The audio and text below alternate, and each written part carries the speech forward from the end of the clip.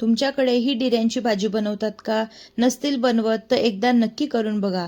चवळीच्या शेंगा ज्या झाडाला लागतात त्याच झाडाला शेंगा बसायच्या आधी जे नाजूक कोवळे असे शेंडे त्या झाडाचे असतात ते शेंड्या म्हणजे ही भाजी. त्याला छान अशा खुडून आणायच्या आणि घरी भाजी बनवायची. त्यासाठी या ठिकाणी मी कुकरमध्ये 2 टेबलस्पून भरून तुरीची डाळ थोडी शिजवून घेतली आहे पूर्णनी. नंतर आपल्याला या डिऱ्या छान चिरून घ्यायच्या, स्वच्छ धुवून घ्यायच्या आणि त्यामध्ये लावायच्या आणि परत 2 शिट्या काढून घ्यायच्या. म्हणजे सोबत शिजवायच्या आपल्याला डाळ आणि ह्या डिऱ्या.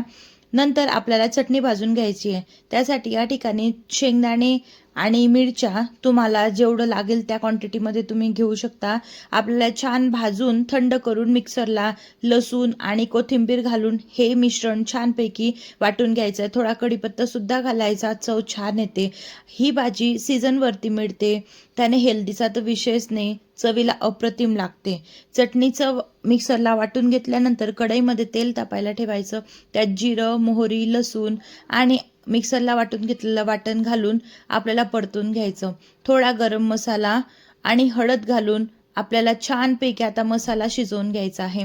मसाला लवकर शिजावा म्हणून या मसाल्यातच मीठ घालायचं आणि आपल्या मसाल्याला त्याने तेल पण छान येतं आणि लवकर भाजला पण जातो मसाला. तुम्ही बघू शकता या स्टेजपर्यंत त्याला भाजून घ्यायचं. नंतर जे कुकरला आपण लावलं होतं शिजायला ते यात घालून घ्यायचं. ही भाजी थोडी घट्टसरच बनवायची असते, पातळ नाही करायची. तुम्ही बघू शकता कन्सिस्टन्सी, आणि तुम्हाला जर वाटत असलं थोडी पातळ केली तरी चालेल. पाणी घातल्यानंतर छान 2 ते 3 उकड या भाजीला काढून घ्यायचे आहे. तुम्ही बघू शकता किती छान दाटसर हिरवा रंग भाजीला आलेला आहे. तुम्ही या भाजीसोबत ज्वारीची भाकरी किंवा पोळीसुद्धा खाऊ शकता. आवड तुमची आहे. खूप छान लागते भाजी. एकदा नक्की करून बघा. आवडल्यास चॅनलला लाईक करा, शेअर करा आणि सबस्क्राईब करायला विसरू नका, जेणेकरून अशाच गावाकडच्या रेसिपी तुम्हाला बघायला मिळतील.